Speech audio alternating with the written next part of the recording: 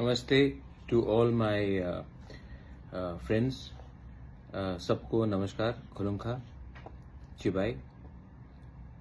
मैं आपसे सबसे पहले आपको सॉरी बोलना चाहता हूं कि मैं कल फेसबुक लाइव में नहीं आया। कल आप सब लोग जानते हैं कि हम लोग सुप्रीम कोर्ट में थे और सवेरे 10 बजे से लेकर 4 बजे तक हम लोग सुप्रीम कोर्ट में ही थे। उसके बाद हमारे जो त्रिपुरा स्टूडेंट्स और जो एम्प्लॉयज़ है दिल्ली में, उनके संग बात किया, मीडिया के संग बात किया, लॉयर के संग बात किया। तो उसके बाद काफ़ी थक चुका था, इसके लिए मुझे लगा कि कल रात मैं फेसबुक लाइव नहीं करके आ जाऊं और आप सबको अपडेट दूं कि हमारा क्या सिचुएशन है आज। सबसे पहले बहुत अच्छा खबर है, वेरी गुड न्यूज़, कि सुप्रीम कोर्ट ने क्लियरली गवर्नमेंट ऑफ इंडिया को कहा है कि आप Tripura, Assam, basically north east को रेस्ट ऑफ इंडिया से अलग रखिए जब सिटीजनशिप अमेंडमेंट एक्ट का कानून को लागू करने के लिए आप कानून बना रहे हैं। क्योंकि त्रिपुरा का प्रॉब्लम इंडिया के दूसरे प्रॉब्लम से अलग है, आसाम का, नॉर्थ ईस्ट का प्रॉब्लम रेस्ट ऑफ इंडिया से अलग है। इसी के लिए सुप्रीम कोर्ट ने क्लियरली डायरेक्ट किया है गवर्नमेंट ऑफ इंडिया को कि ये सेग्रीगेशन किया जाए। और सुप्रीम कोर्ट ने 31 अक्टूबर तक टाइम दिया है सबको राइटिंग में देने के लिए कि हम अपना रिटन सबमिशन दें। और मोस्ट लाइकली ये 3 जज बेंच में भी आ सकता है। और मुझे क्या अच्छा लगा कि सुप्रीम कोर्ट का चीफ जस्टिस खुद उन्होंने क्लियरली आइडेंटिफाई किया है कि त्रिपुरा, आसाम अलग और पूरा इंडिया अलग। मतलब कि नॉर्थ ईस्ट को अलग रखिए आप। नॉर्थ ईस्ट का प्रॉब्लम अलग है, नॉर्थ ईस्ट का चैलेंजेस अलग है। नॉर्थ ईस्ट में इंडिजिनस लोग बहुत रहते हैं और नॉर्थ ईस्ट में जमीन का हमें हमेशा खतरा रहता है। आप कभी भी नहीं देखेंगे कि कोई बांग्लादेश का व्यक्ति कहीं और जा रहा है, लेकिन आसाम, मेघालय, त्रिपुरा में वो लोग आते जाते रहते हैं। इसी के लिए सिटीजनशिप अमेंडमेंट एक्ट में सुप्रीम कोर्ट ने हमारा पॉइंट ऑफ व्यू लिया है कि आप इसको पूरे इंडिया के संग क्लब नहीं कर सकते हो। This is a welcome decision. 31 अक्टूबर में इसका फिर से हियरिंग होगा। जहां तक चीफ जस्टिस ने ऑरली बताया है, मोस्ट लाइकली 3 जज बेंच होगा। ये हमारा पॉइंट था सबसे पहले। It's a good victory. दूसरा पॉइंट है, मुझे बहुत क्वेरीज आ रहे हैं रिगार्डिंग 10,323। मैंने हमारे कपिल सिब्बल जी, जो बहुत एमिनेंट लॉयर हैं, उनसे बात किया है और उन्होंने ये केस को अपने संग लेने के लिए उन्होंने हाँ भी कह दिया है। अब हम इसका एप्लीकेशंस फाइल कर रहे हैं और मुझे लगता है कि अगले 8 से 10 दिन के अंदर, दैट मीन्स आज है 13 तारीख, तो 23-24 तक हम इसको फाइल करने के लिए तैयार हो जाएंगे। और हमारा पूरा आशा है कि ये मामला एडमिट होगा। और देखिए, 10,323 टीचर्स में जो लोगों को नौकरी गया है, हमें सबको चांस देना चाहिए कि उनका भी जिंदगी वापस अपने पुराने लाइन में आ जाए। तो मैं इसमें पॉलिटिक्स नहीं करना चाहता हूं। मैं फिर से बोल रहा हूं 10,323 को, आप इसको पॉलिटिक्स में मत लाइए। मुझे आपका वोट नहीं चाहिए। बहुत लोग ने मुझे फोन करके कहा है कि महाराज आप हमें सपोर्ट करेंगे तो हम आपको वोट देंगे। मुझे आपका वोट नहीं चाहिए। मैंने आपको एक कमिटमेंट दिया था और मेरा कमिटमेंट था कि मैं आपका मामला कोर्ट में ले जाऊंगा और कोर्ट को तय करने दीजिए। पैसा का खर्च मैं करूंगा, ना पॉलिटिकल गेन चाहिए। मुझे अपने दिल के अंदर कुछ शांति चाहिए कि मैंने कुछ वादा किया था, मैं वो वादा पूरा कर रहा हूं। और मुझे आशा है कि अगर हम बड़े बड़े लॉयर्स को, अच्छे लॉयर्स को अगर इसमें रखेंगे तो कुछ ना कुछ सोल्यूशन निकलेगा। त्रिपुरा में हमें नौकरी चाहिए, त्रिपुरा में इकोनॉमिक डेवलपमेंट चाहिए। और उस समय अगर हम लोगों को नौकरी से हटा देंगे तो इकोनॉमिक डेवलपमेंट त्रिपुरा का कैसे होगा। त्रिपुरा में अगर आप एम्प्लॉयड को अनएम्प्लॉयड बनाएंगे तो आप इकोनॉमिक प्रोग्रेस त्रिपुरा में कैसे ला सकते हैं। तो 10,323 में, जहां में बहुत टीचर्स भी अपने गांव से हैं, रूरल एरिया से हैं, पहाड़ से हैं, उनका रिलीफ हमें उनको देना चाहिए। क्योंकि अगर टीचर्स ही अनएम्प्लॉयड हैं तो स्टूडेंट्स को कहाँ में शिक्षा मिलेगा? अगर गांव में स्टूडेंट्स ही अनएजुकेटेड है तो उसको नौकरी आने वाले दिन में कहाँ मिलेगा? तो एजुकेशन इज वेरी इंपॉर्टेंट और मुझे लगा कि इस विषय में पॉलिटिक्स से हटकर ने ये मामला को आगे लिया तो ये हमारे लिए अच्छा रहेगा। तीसरा पॉइंट, मैंने बहुत सोचा है कि आने वाले दिन में अपने this is for all my Tipra Motha workers, अपना ग्रेटर तिपरा लैंड का जो हमारा मूवमेंट है, तिपरा हा के लिए है, जो तिपरा सा का जो मूवमेंट है, सब लोग को लगता है कि ये मूवमेंट एक पार्टी का मूवमेंट है। हाँ, तिपरा मोथा इसको आगे ले जा रहा है आपके प्यार से, आपका समर्थन से, लेकिन जब तिपरा मोथा गवर्नमेंट ऑफ इंडिया से बात करने के लिए रेडी होगा तो मेरे दिल में आशा है कि ये नेगोशिएशन सिर्फ एक पॉलिटिकल पार्टी और गवर्नमेंट ऑफ इंडिया के बीच में ना हो। मैं चाहता हूं कि जब हम गवर्नमेंट ऑफ इंडिया से अपने तिपरासा का constitutional solution, permanent solution in writing मांगे तो उस समय, उस डायलॉग में हमें सिविल सोसाइटी, अपने हौदास, अपने ओकरास, चांताइस, चौधरी, सबका हमें समर्थन चाहिए।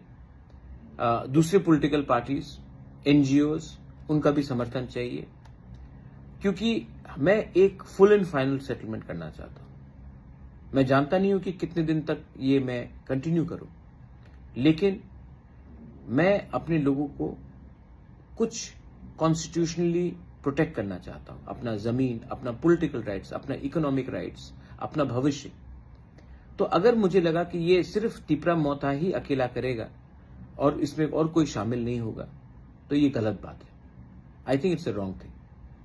तो मैं सोच रहा हूं कि आने वाले दिन में एनजीओज को, डिफरेंट पॉलिटिकल पार्टीज को, कोई हो, आईपीएफटी हो, जनजाति मोर्चा हो, एमबीबीडब्ल्यूएस हो, मूवमेंट फॉर कॉकबोरॉक हो, जॉइंट एक्शन कमेटी हो, इंजीनियर्स ग्रुप हो, टीएसएफ हो, जो भी हो, मैं अपने council of Tiprasa Hodas, Tipra chiefs, सबको मैं उनसे बात करके, उनको शामिल करके मैं गवर्नमेंट ऑफ इंडिया से एक नेगोशिएशन करना चाहता हूं। अगर गवर्नमेंट ऑफ इंडिया सिर्फ एक पॉलिटिकल पार्टी से बात करेगा तो इसका सोल्यूशन नहीं निकलेगा।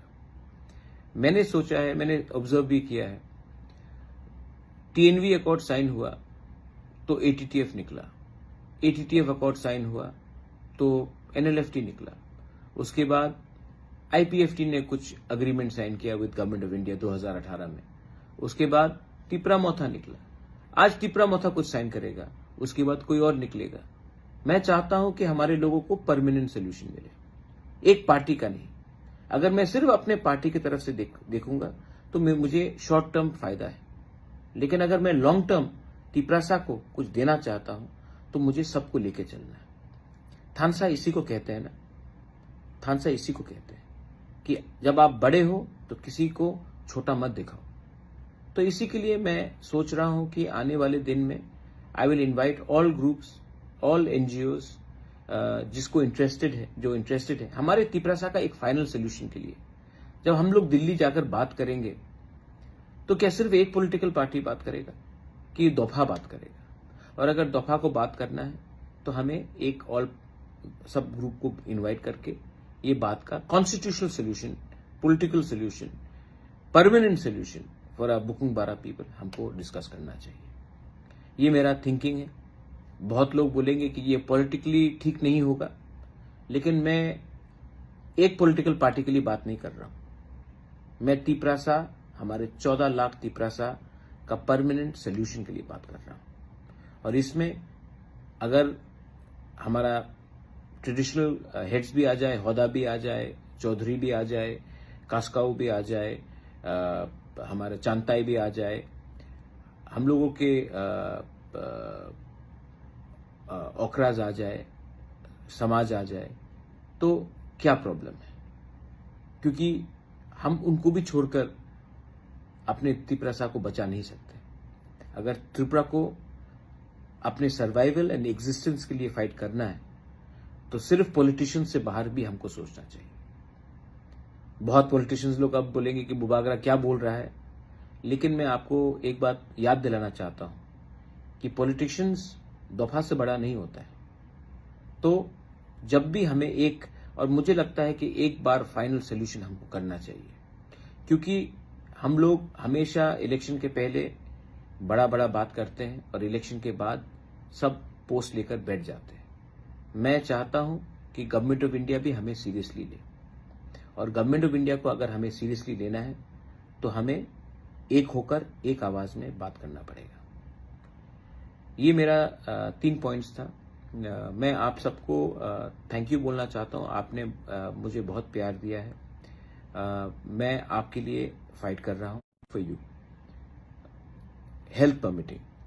लेकिन मैं जानता हूं कि अगर तिपरासा नेशन को आगे बढ़ना है, then the youth need to be with me, the women need to be with me, the mothers need to be with me, and of course the entire society needs to be with me.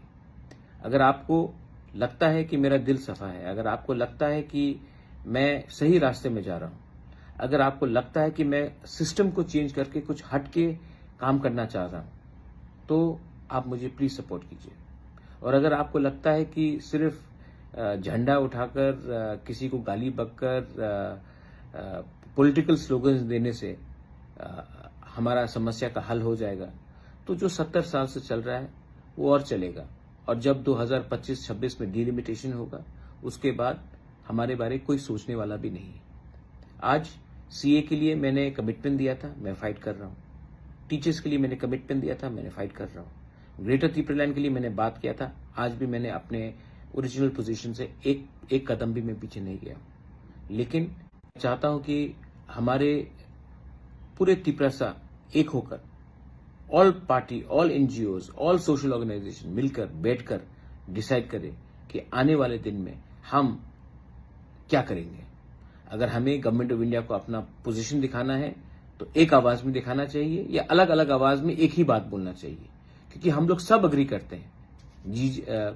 गणमुक्ति परिषद हो, IPFT हो, एमबीबीडब्ल्यूएस हो, तिपरा मोथा हो, कोई भी हो, अपने council of Tiprasa हौदास हो, कोई भी हो, टीएसएफ हो, हम लोग सब अग्री करते हैं कि आज त्रिपुरा में तिपरासा के संग नाइंसाफी हुआ है। 70 साल में पूरा नॉर्थ ईस्ट अग्री करता है कि तिपरासा के संग गलत हुआ है। और अगर आज हमें परमानेंट सेटलमेंट चाहिए, permanent constitutional solution in writing चाहिए, तो हमें एक आवाज में गवर्नमेंट ऑफ इंडिया को भी बताना पड़ेगा कि आप हमें डिवाइड करके, अलग अलग करके हमारा सोल्यूशन नहीं निकाल सकते। एक संग, एक परिवार होकर हमसे बात कीजिए। मैं रेडी हूं, मैं सबसे मिलने के लिए तैयार हूं। आने वाले दिन में मैं ऑल पार्टी मीटिंग भी रखूंगा, ऑल एनजीओ मीट रखूंगा, सिविल सोसाइटी का मीट रखूंगा, and I would like to bring a single voice to the solution, permanent constitutional solution for the Tiprasa people. ये मेरा पोजीशन है। बेलाई बेलाई नो हम बाय, thank you, God bless you. Tipra Motha आइक लॉकथोंग, तिपरासा दफा आइक लॉकथोंग, तिपरा आइक लॉकथोंग।